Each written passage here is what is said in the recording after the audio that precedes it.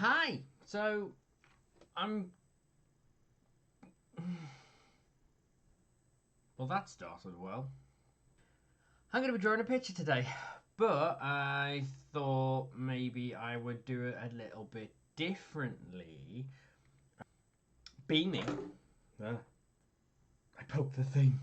So, I'm going to do the sketch part of my drawing and talk about it. Itchy nose. And then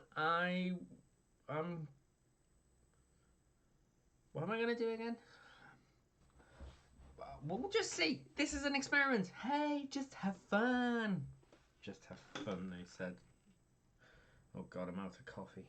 Oh, let's just start drawing and see where we end up. I would do a nice transition here, but fuck it. So this, something about the project. The reason I've picked certain creatures is I've actually picked some of the kind of more like easy to kill, or maybe they're just lower level creatures that generally are somewhat easy to beat. Now the thing is that like the editing on this one is like there's going to be a lot of cutting and changing. So 1 minute, you know, it's going to look a certain way, and then suddenly, so yeah. The problem is with this though is because it's just a mushroom. It's I don't know how you make it a mushroom adorable. Do you just make its head a bit bigger? I suppose that's doable. It's kind of got almost tree trunky things going on.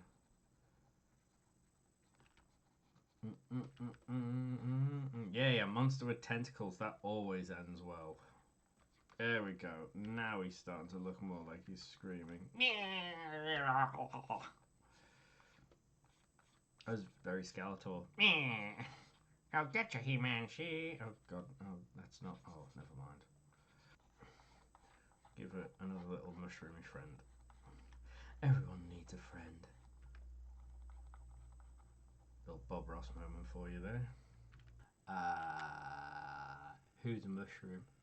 The only thing is I really find mushrooms tasty, so this actually makes me quite hungry. I think we will be adding. Maybe we will add a little fat tentacle in there. Short and fat describes me perfectly. And he kind of does look cute with his little.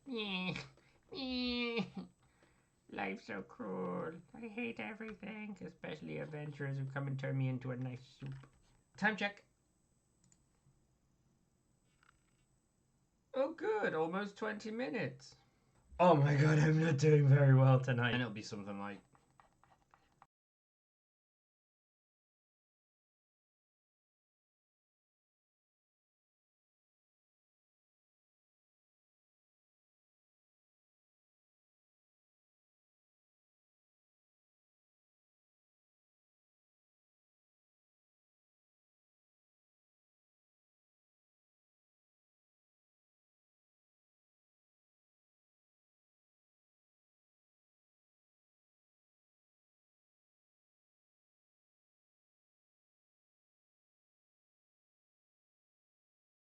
Okay, let's have one of those really awesome transitions that I'm so good at.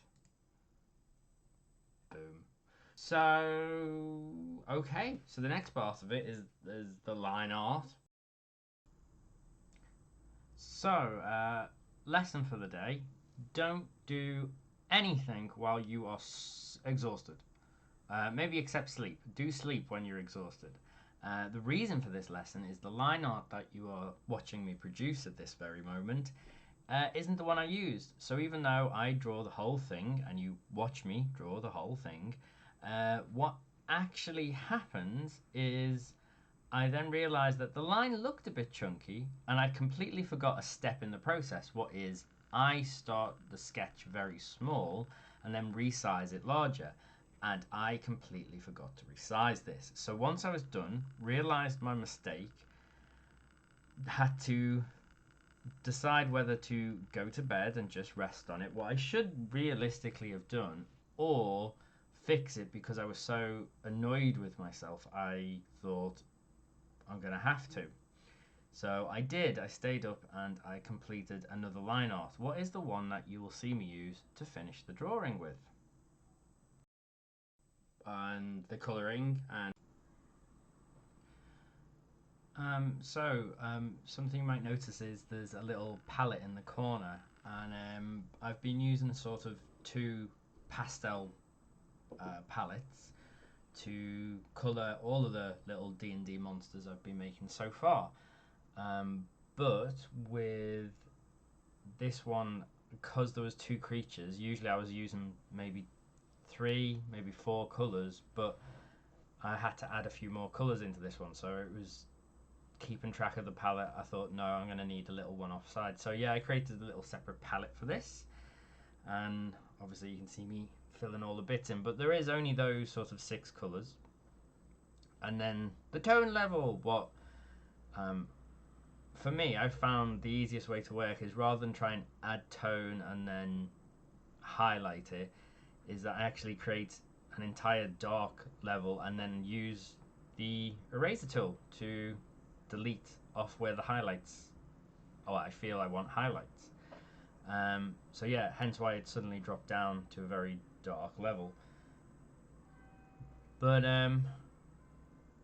I don't know, something about the process of adding in the highlights. It can make something moodier. It definitely has a more moodier feel to it than if you're just adding in where the shadows are. But also, I just find that it's easier to shape something when I'm deciding where the light is hitting, and then I can decide whether I want to take something darker. And also, as you'll see, I'll also start adding in some bright highlights to really make things jump off where the light is hitting on the edge.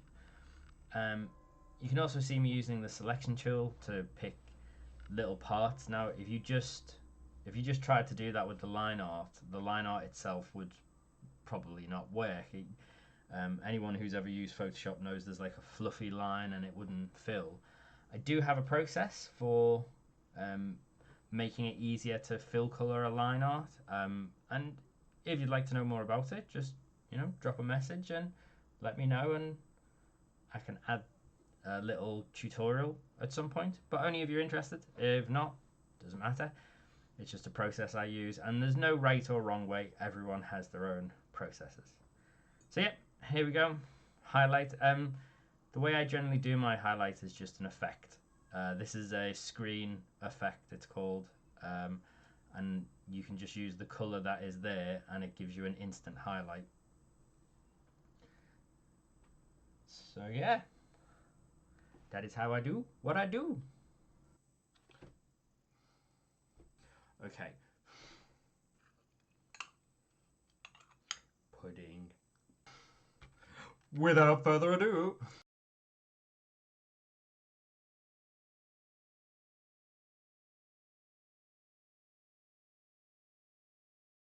Good. On this side, we have the cute shit. So cute!